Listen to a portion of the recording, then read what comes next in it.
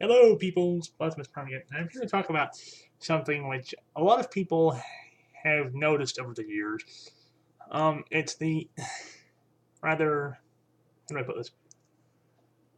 The rather unfortunate tendency nowadays to, as opposed to 20 odd years ago and further back, of children's programming in general and cartoons in particular tend to have this problem.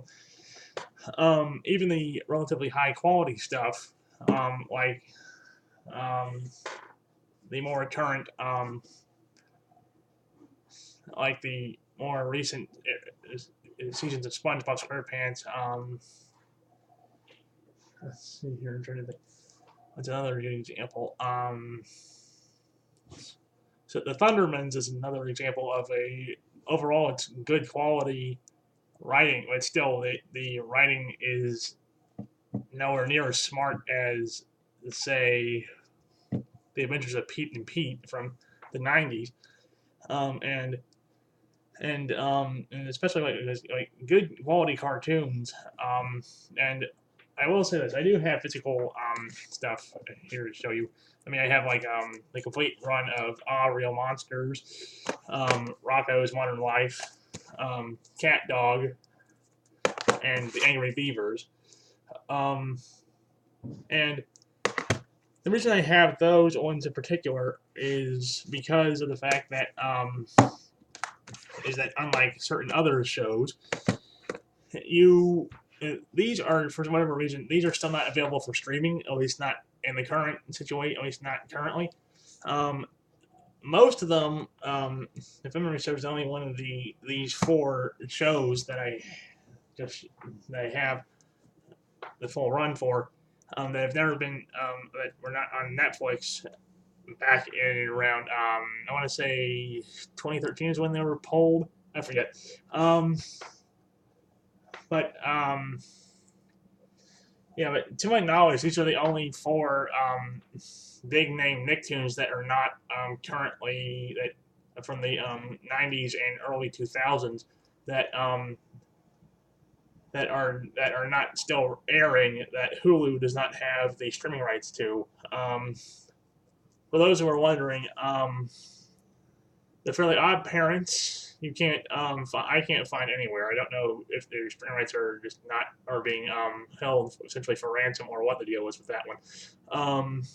SpongeBob, the streaming rights are a bit odd with that one. Currently, the first four seasons are available for free. Well, no further charge. If you have if you have Amazon Prime, if you have a Prime membership in your household, you can watch that. The same also goes for same also applies for what was it? Oh yes, all the DC animated shows from the '90s and 2000s. Um, so Batman the animated series, Superman, Justice League, and Batman Beyond. I want to say Teen Titans, but I'm not sure about that one. Haven't really looked into it, and I don't know about the Zeta Project, but then again, that one is more obscure and didn't last nearly as long as its parent shows did. So it's understandable why they probably wouldn't want to have that one, but I digress. Um, but as for Hulu, Nickelodeon has a bunch of stuff on there that is. I mean, this is like big name stuff, and I'm a Hulu subscriber. I support Hulu big way. But I think that their marketing team has to be the most. I mean, the only way you can justify half of the stuff that goes on with Hulu, marketing wise, is to assume that their budget must be minuscule in comparison to Netflix um, and Amazon. Oh boy, and Lord knows how Disney's going to handle the marketing for their in-house service launching next year. Anyway, yeah, like I said, but that's not important right now. But the thing is, yeah, because Hulu, just for Nickelodeon, has Rugrats. They have Hey Arnold, The Wild Thornberries, um, see what was it? They're the most recent Ninja Turtles series. Um, Rugrats, Doug, the Nickelodeon run of Doug. Um, Life as a Teenage Robot is on there. And that was really surprising. And there's one other show. I'm trying to remember. I'm sure it'll come to me at some point. Um, I'm sure. Yeah, there's one other show they have on there that was surprising, and it's not the Thundermans. The Thundermans they had that on there. That one once I. There was some other show from the 90s or early 2000s. I forget, but it's not one of the four I brought up at the beginning. But yeah, and that's just for still when you compare, say, an Angry Beavers to what's a good example for that one?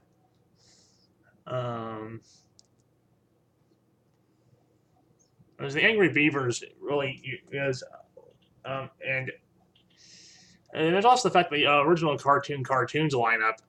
Most of the stuff you can get a lot of the stuff on. Most of that stuff is on Hulu for some bizarre reason. Lord knows how that's going to turn out.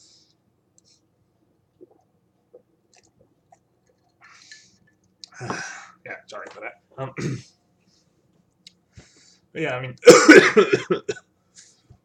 oh, what was I talking about? Oh yes.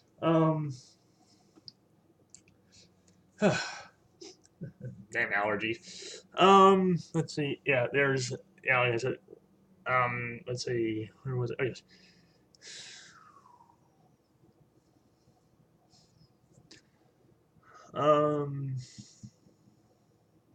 Trying to think. Yeah, like I said, it's not just cartoons that have this problem. It's live action stuff too. I mean, and I think that it started because, like I said, because my dad was walking it. My dad was I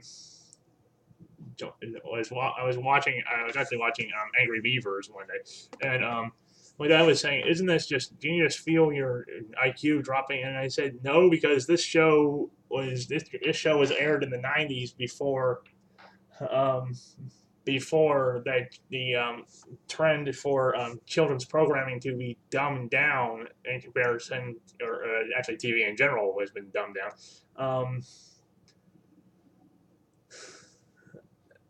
In comparison to what it once was, because like I said, in the '90s, the '80s and '90s,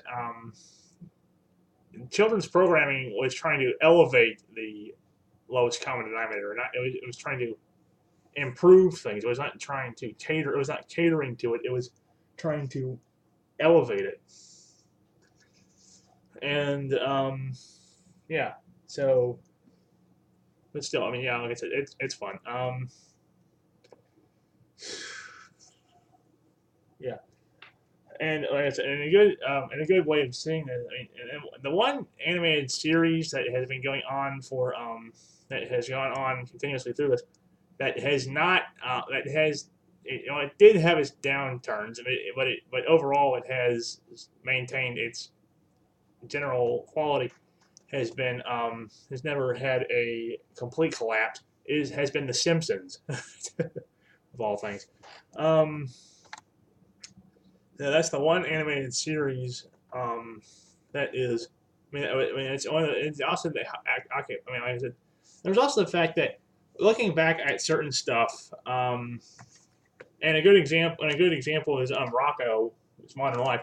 There's a lot of stuff in there that you're not going to notice as a kid. That you're like in my case, 20 years later, I'm looking at this stuff I haven't watched when I first got this. I was watching it, and it was the first time in pretty much 20 years, or close to it, that I had seen half of this stuff, and it was astounding just how much of it, just how much of the radar moments and parental bonus moments that just went straight over the kids' heads and probably still do. Um, yeah, like I said, but still, yeah. I mean, and there was a lot of clever stuff too. I mean, it was like, um, And then you had, yeah, in another area, and like I said, in other areas, family friendly is all great and all, but sometimes, yeah, and a good example is the cartoon lineup for Cartoon Network, which was that was well written. I mean, it was quality programming, and that was more a family fare than anything, because it was written for kids, granted, but it was not but it was not something that the parents could. But it was also there's a lot of stuff in there that you would not notice. You see, as anyone who knows you can say, I do not believe in the animation age ghetto, as it is called, where where animation or puppet shows and sometimes even just comic books tend to also be lumped in with this. Oddly not video games, at least not nowadays anyway. But I don't know, but like I said, that's for another time. Where you have, how do I put this delicately? Where if it's animated, a lot of people, um, especially in the media, tend to automatically assume that it must be for kids, and if it gets an R rating, then it's essentially the end of the world is upon us, and so on. But still, I mean, like I said, there's a lot of stuff that you're not going to um, yeah, there's a lot of stuff that you're just not going to be able to you can't do anymore. That's more the moral guardians thing. Really, also sometimes I can see sometimes it's understandable. Sometimes it really take it too far. Um, yeah, and like I said, I am planning on doing some. I'm planning on dabbling. I'm hoping to dabble in that field myself, but that's not important. Um, and let's see. I'm trying to think here. But yeah, it's not going to be wacky doughy stuff, but at least I hope not. But yeah. Anyway, yeah, the situation with yeah, like I said, TV is really. I mean, TV. I think that a big part of it is reality TV really did just obliterate the I don't know. Let's see. I'm trying to. Anything else? So yeah, yeah. Um, quality programming, especially for kids. Now, one good thing is that they're, especially in light with the revival, is they're reviving a lot of stuff. I mean, they've already done they aired they finally aired the second. Nickelodeon finally commissioned and aired the Hey Arnold the Jungle movie last November, and then there's the fact that they've already commissioned and they're already commissioned a revival. It's not clear if it's going to be it's not clear if it's going to be new episodes or if it's going to be just a one-shot deal. But they're bringing back Rocko's Modern Life. There's there are rumblings of potentially bringing back Cat Dog or the Angry Beavers.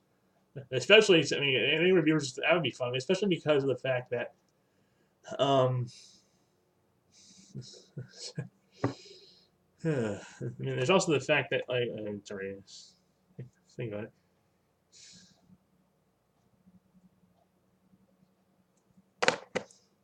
That's it. The guy who played, yeah.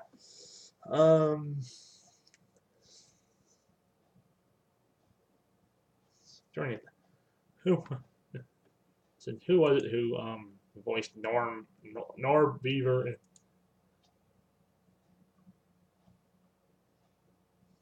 Hold on.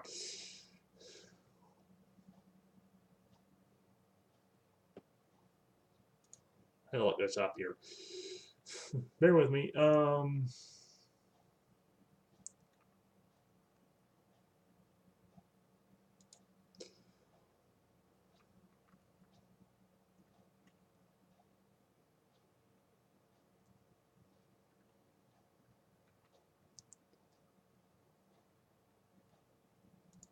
So that's in my comment. I just can't remember what the hell it is.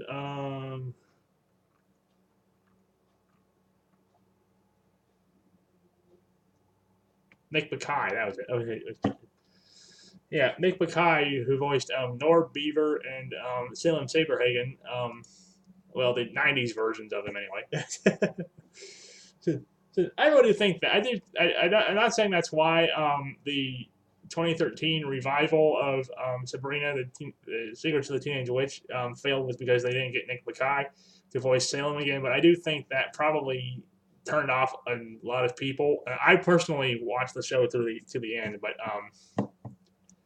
and I think that it was one of those things where they really should have, where what was in the hub, it should have, shouldn't have. I think that is one of those situations where I'm of the opinion that for certain stuff, um, 2 seasons needs to be the minimum order when they first commission it. Yeah, that's just me. Um, Not everyone's entitled to. Yeah, sorry, had a heart monitor on, and then still, and the glue is rather itchy. I mean, the other day, and the glue is rather itchy, and it's still on my person. But yeah, I mean, like I said.